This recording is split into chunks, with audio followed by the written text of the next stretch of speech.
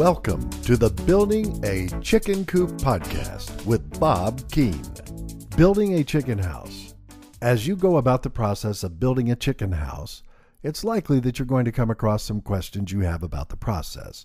It's important that you take some time before building a chicken house to increase your knowledge so you have a clear understanding of what you should be doing to ensure the chicken house you build is optimal to meet your needs. Here are the main things to know about building a chicken house.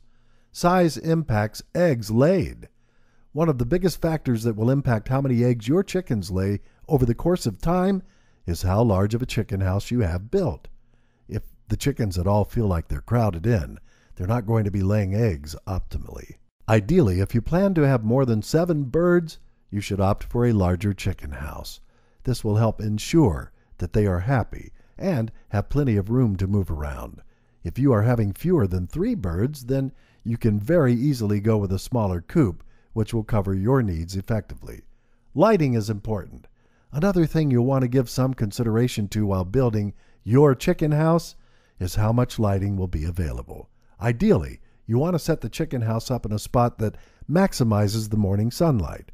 Think about the direction you're going to point the house and make sure the windows are placed accordingly. If you're in an area that does not get all that much natural light, then you will want to consider putting in an electrical source of light to make them more comfortable. Don't forget the ground floor.